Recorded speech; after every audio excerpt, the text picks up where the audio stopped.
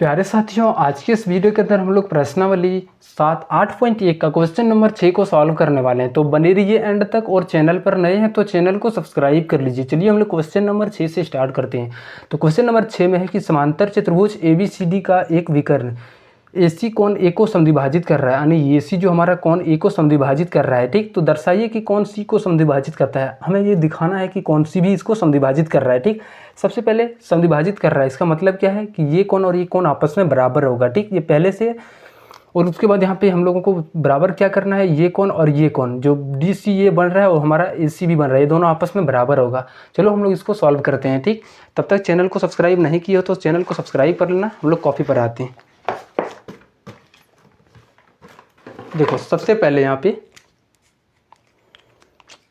हमें जो दिया गया है, ठीक, पहले हमें प्रूफ क्या करना है कि कौन DCA ये दोनों कौन है आपस में बराबर होगा, और दूसरा हमारा AB बराबर BC बराबर D, माने चारों भुजा आपस में बराबर होगा। ठीक, चलो हमारे यहाँ पे दो त्रिभुज नज़र आ रहा है। पहले जो त्रिभुज नज़र आ रहा है उसको लिखेंगे यहाँ पे त्रिभुज, ये हमारा क्या है ADC है, जो हमारा पहले त्रिभुज ADC है, और तथा दूसरा त्रिभुज हमारा यहाँ पे ABC है। ठीक, तो देखो जो बराबर दिया गया है पहले हम लोग उसको लिखेंगे। ठीक, देखो और एक चीज़ याद रखना है, जब हमारा ये समांतर रेखा है, ठीक, AB हमारा ये समांतर है और ये दोनों आपस में समांतर है। जब समांतर रेखा बनेगा तो यहाँ पे एकांतर कोण बनेगा। ठीक, तो ये जो कोण है ये हमारा समांतर रेखा हो गया और बीच से हमारा कोई प्रतिच्छेदी रेखा है, इतना हम लोग मान रहे हैं। ठीक, तो ये जो कोण होगा किसके बराबर होगा, तो इसके कोण के बराबर होगा। कहाँ से, तो ये हमारा एकांतर कोण से बराबर हो जाएगा। ठीक, तो इसका नाम क्या है, तो कोण DAC लिखेंगे यहाँ पे, कोण DAC, कोण DAC जो हो जाएगा इस कोण, इस त्रिभुज के लिए कौन सा बराबर, कोण ACB के बराबर हो जाएगा। यहाँ पे एकांतर कोण से बराबर होगा। ठीक, लिखेंगे यहाँ पे एकांतर कोण। उसी तरीके से यहाँ पे देखो हमारा जब इस त्रिभुज को लेंगे AC और इस त्रिभुज को लेंगे, इसमें भी हमारा AC आ जाएगा, तो AC के बराबर AC हो जाएगा। ठीक, और देखो हम लोग जब इसको फिर से एक प्रतिच्छेदी रेखा माना तो ये कोण भी और उसके कोण के बराबर हो जाएगा। क्यों, ये हमारा एकांतर कोण ये भी बन रहा है, तो इसका नाम क्या है, तो कोण BAC, कोण BAC जो हो जाएगा वो कोण DCA के बराबर, कोण DCA के बराबर। ये हमारा हो गया उभयनिष्ठ।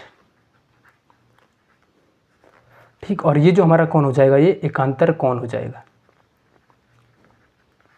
ठीक, अब देखो हमारा कौन सा सर्वांग समता से, तो A से एंगल, उसके बाद भुजा, उसके बाद फिर से कोण, यानी कोण उसके बाद भुजा, कोण सर्वांग समता से, ये हमारा सर्वांग सम हो जाएगा। सर्वांग समता से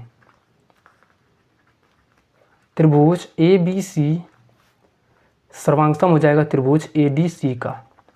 ठीक, ये दोनों आपस में सर्वांगसम हो जाएगा।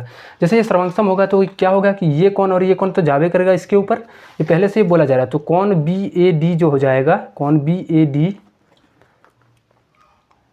सॉरी कहाँ पे है, कोण BAC होगा। ठीक, कोण BAC जो हो जाएगा वो कोण DAC के बराबर, ये पहले से बोला गया है और अभी हम लोग जब प्रूव किए तो ये दोनों भी कोण आपस में क्या हो जाएगा, बराबर हो जाएगा। इसका नाम DCA और इसका नाम ACB, तो कोण DCA जो हो जाएगा ACB के बराबर हो जाएगा। ठीक, तो यही तो हमें प्रूव करना था। ठीक, देखो ऊपर में यही तो हमें प्रूव करना था, ये हमें मिल गया, प्रूव्ड हो गया।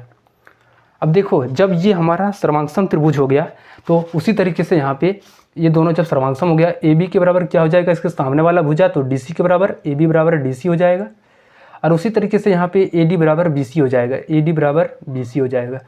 अब देखो अब यहाँ पे क्या कर सकते हैं, एक बार देखो AB के बराबर क्या है इस त्रिभुज के लिए DC, तो उसी तरीके से हम लोग यहाँ पे अगर यदि इधर से लें तो ये AD जो है सो BC के ऊपर चले जाएगा। ठीक, और DC जो हो जाएगा वो किसके ऊपर, AD के ऊपर चला जाएगा, तो ये आपस में सारे बराबर हो जाएंगे। चलो अब हम लोग मिलते हैं नेक्स्ट वीडियो में।